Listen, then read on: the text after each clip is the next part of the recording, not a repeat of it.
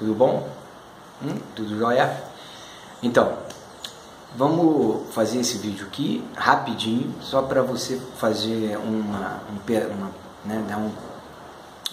usar um peso na sua decisão de voto aí, né? Desse segundo turno aí. Para o cristianismo, né, e para, obviamente, a figura de Deus, né, existem posturas éticas e morais que não podem ser abandonadas em hipótese alguma, que configuram, né, se caso sejam abandonadas, elas vão configurar como um desvio de comportamento, né, desvirtuar o comportamento, no caso aí, perverter o comportamento. Então, algumas condutas, né, éticas e morais, até mesmo, Deus deve se submeter. É curioso, né? Falar, pô, mas Deus, assim, Deus, se ele se diz a própria verdade, a moral, então ele tem que se submeter a ela, né? Obviamente. Então, qual seria, né, essas condutas e tal? Uma das condutas para a honestidade, principalmente para exercer a autoridade, para que a pessoa exerça uma autoridade, né? Uma dessas condutas que devem ser basilares, né, é a honestidade e a transparência de suas ideias e de sua personalidade, né, do seu caráter, né? Mas como se dá, como que a gente analisa, né? Porque da boca para fora todo mundo fala o que quiser, né? Inclusive falsos pastores e falsos profetas que estão aí, né, em algumas igrejas, né, conforme a orientação dos próprios Senhor Jesus, que nos disse para que mantenhamos, né, policiando-nos em relação a isso, ou seja, alertas mesmo, né, em relação às falsas pregações, os falsos pastores, né, que dentro da igreja, né, que nos indica também uma outra coisa, que não tem muito a ver com o que eu for, né, com o do vídeo agora, é só um paralelo que eu estou colocando aqui, mas que nos indica que o anticristianismo não vem de fora da igreja. O anticristianismo vem do seio da igreja, né? O anticristianismo, ele vem dos falsos profetas, dos falsos cristos, né? Dos lobos em pele de cordeiro, né, que vão usar a palavra para seus interesses particulares, privados e tal.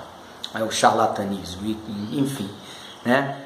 Se esses são falsos profetas, falsos cristos, eles são anticristos, né? Eles estão ali exercendo um papel anticristo. Então, o anticristianismo vem da religião, vem do seio da igreja.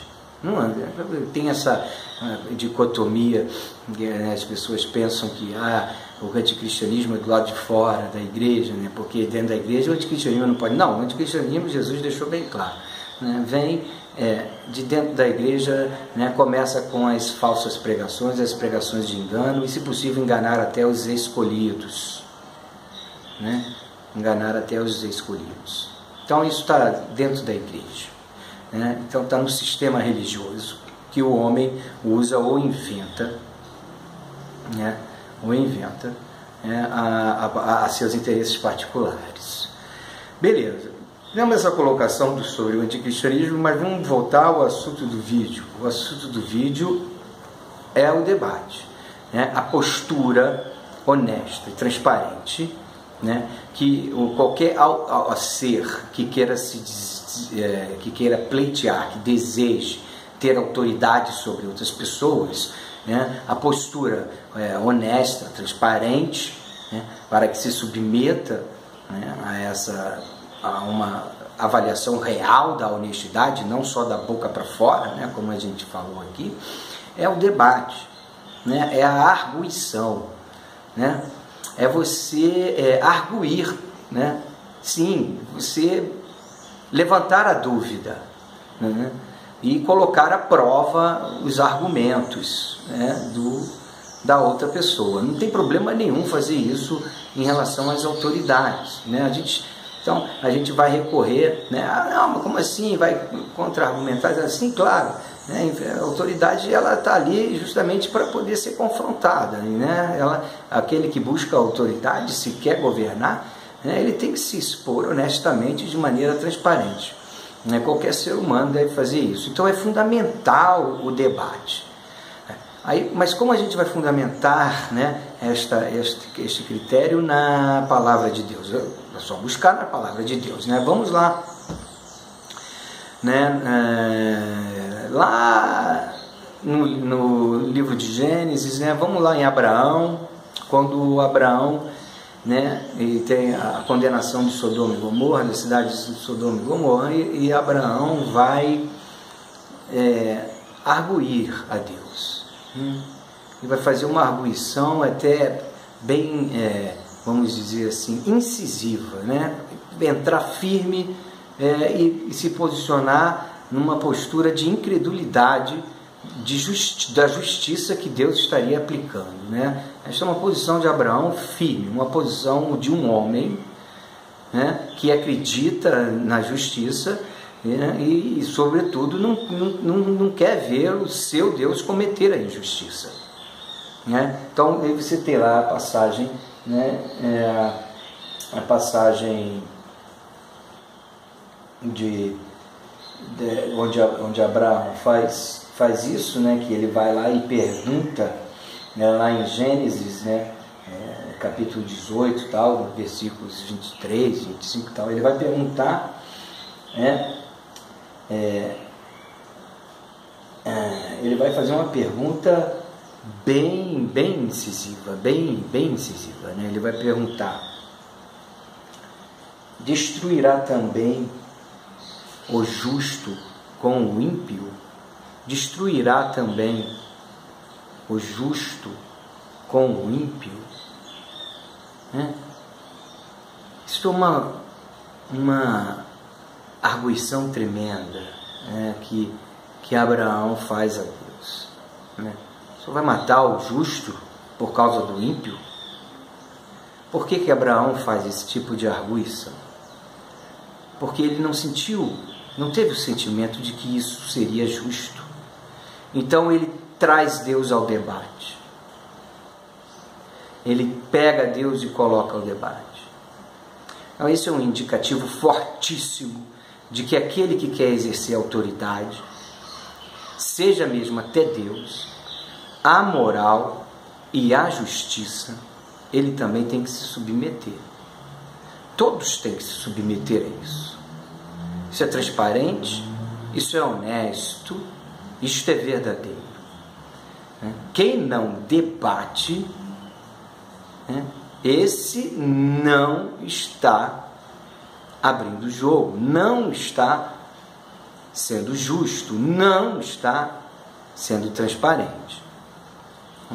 Depois você tem vários momentos onde o debate ao cristianismo é extremamente rico e de valor rico e importante. Você tem Jesus menino, quando, né, a família de Jesus veio a Jerusalém e tal, Jesus menino já sumiu, né, essa passagem é bem conhecida, e depois foi encontrado lá debatendo com os líderes religiosos lá no templo, né, perguntando, debatendo. Então é uma posição do cristianismo honesta, né, confrontar as ideias, né? O que Abraão fez foi confrontar as ideias com Deus. O que Jesus fez foi enquanto menino, foi confrontar as ideias com os líderes, e causou grande espanto, porque ele demonstrava grande sabedoria e inteligência, né? Olha, aí você pode acreditar na autoridade de Jesus, né? A pessoa que demonstra de fato ali publicamente para todos, né, sabedoria, né, inteligência. Isso é um fundamento importantíssimo para quem quer exercer autoridade sobre outras pessoas. Tanto, né, que Deus se submete a isso. Isto é um valor moral. Um valor de verdade moral. Quem não debate não está usando desse valor, está fugindo disso. E em outras passagens também, Jesus vai debater lá com os fariseus a lei, e sempre de maneira pública, né? Sempre com o público, para que as pessoas possam avaliar, ver, né? Perceber as diferenças. Deus reconhece que isto é um valor moral.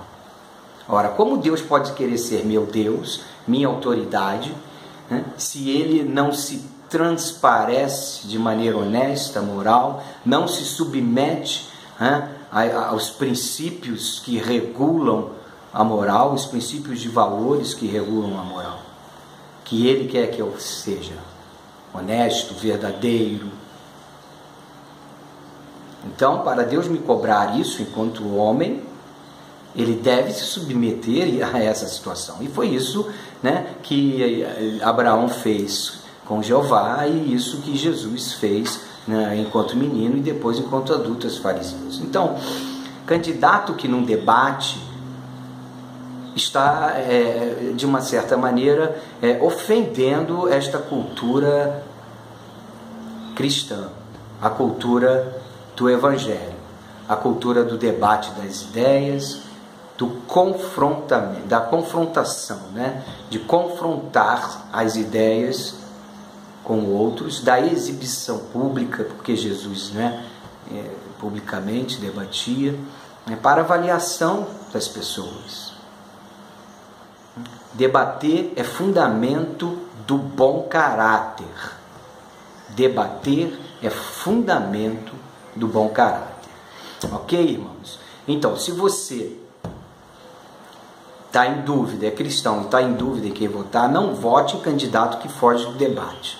Porque se Jesus fugisse dos debates a que foi posto em prova, as pessoas perderiam a confiança nele. Se Deus não escutasse Abraão naquela arguição firme de homem que Abraão teve perante Deus, sem medo de questionar Deus, não num questionamento revolto, mas num questionamento firme. Opa, eu acredito na justiça, meu Deus. Como é que o Senhor vai punir o justo por causa do ímpio aqui nessa situação? E vai até as últimas consequências para poder salvar lá a quem Abraão conseguiu salvar, com este debate com Deus, com esse diálogo com Deus.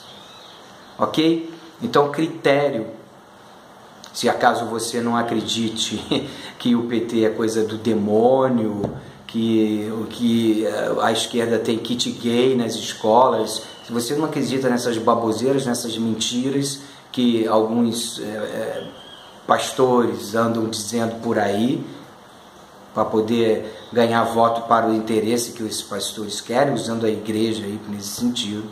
Se você não acredita em nada dessas coisas, então você tem um mínimo de bom senso agora, né, para escolher aí com base na palavra de Deus o seu candidato.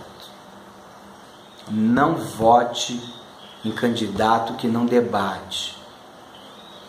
Não representa a cultura do Evangelho a falta de debate, o autoritarismo, a vontade de impor as ideias sem confrontação, sem confrontá-las com o público e com outros candidatos. Não existe na cultura cristã autoridade que queira ser autoridade sem que se submeta à prova, à transparência e à honestidade do debate público.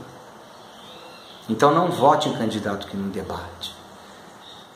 Está na hora de você tomar uma decisão importante no país.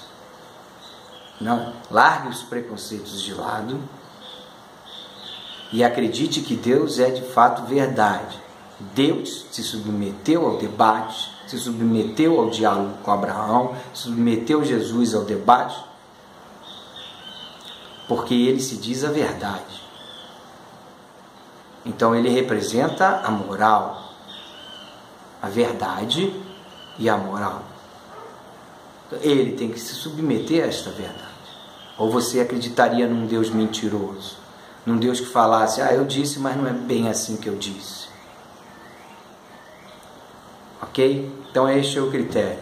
Não vote em candidatos que fogem ao debate, que não se dão à confrontação das ideias, que não se expõe honesta, transparente, publicamente.